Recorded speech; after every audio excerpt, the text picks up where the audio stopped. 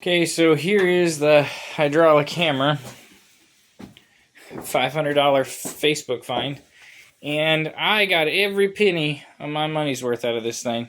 It is in pieces right now because the seals for the piston, when I hooked it up, I put pressure to it and it squirted from every orifice you can imagine. The packing, the U-packing are just disintegrating. But, I mean, other than that, it is in, like, just about perfect condition.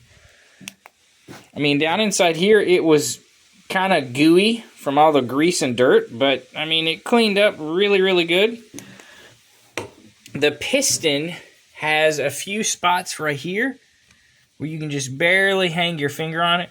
Where, I guess, the packing was sitting right here and it was holding moisture against the piston. But other than that, I mean, it's in just about perfect shape. I mean, it's not chipped or cracked or broken or mushroomed or anything. And, I mean, the main housing is in really good shape. Other than those seals, which have just about disintegrated. But, I mean, it's in pretty good shape, too. The chisel is, like, perfect. The back cap doesn't have any chips. That's the back cap. You know, all this is new nomenclature to me. That doesn't have any chips. And I was trying to find a seal kit for it.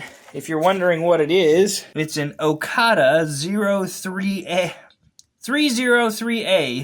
I looked all over the place trying to find seals for it, and I couldn't find any seals. And then it suddenly dawned on me, like, why don't you go to the Okada website? So I went to the Okada website, and they sell breakers and all kinds of stuff in the U.S. So I called their U.S. location in Ohio because the Texas one had no information.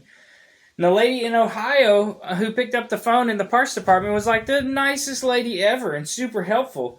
What she did is she sent me a drawing, an exploded view drawing with all of the part numbers, with all of these exploded views that tell you exactly what everything is. And I was terrified because I'm like, so all these seals are basically disintegrated. I don't have any clue how I'm going to put this back together. But it tells you exactly how everything goes. It even tells you which direction the seals go, what shape the seals are.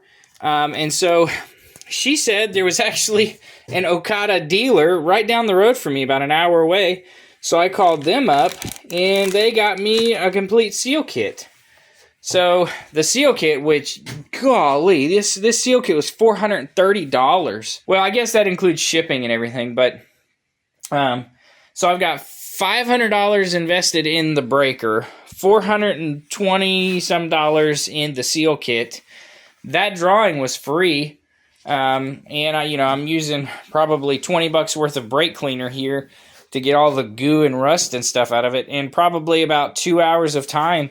And I should have it back together and running again here shortly.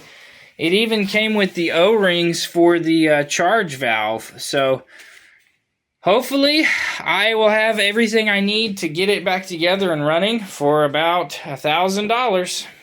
So there is the hammer in all of its glory, finally back together and working. Had to do a little bit of welding on it, a little welding there, and then my crap welds broke off there.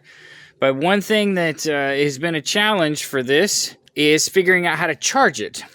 So Facebook Marketplace to the rescue. There is an argon bottle, very huge argon bottle with 1,500 PSI of argon in it. 1,500? If this gauge is right, roughly 1,500. So the issue has been this fitting right here.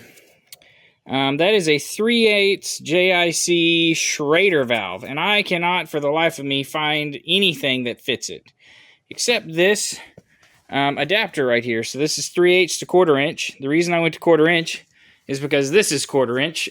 So that's standard, that's standard.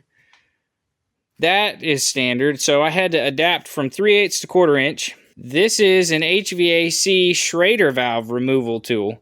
that I got off of Amazon for 14 bucks. So I ended up having to stick a nail in the middle there so that it's long enough to go through the adapter and press on the Schrader valve. So I can open the Schrader valve and tell how much pressure is in the thing. So this is the regulated side, this is the bottle side. So basically I have to just put my hand and put pressure on that. That will open up that valve and pressurize the line and then set the regulator where I want the pressure to be. Right now it's 150 psi, which seems to be about perfect for this thing.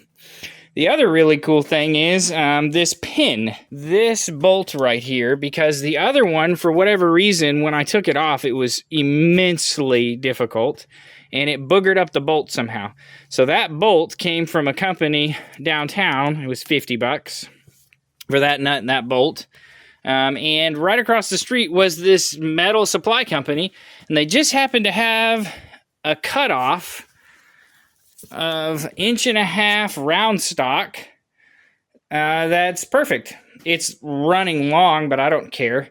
And it fits in there perfect. And these are bushings from a failed attempt to purchase a bucket, and they take up the space, and boy, it works just dandy. So time to put it to work.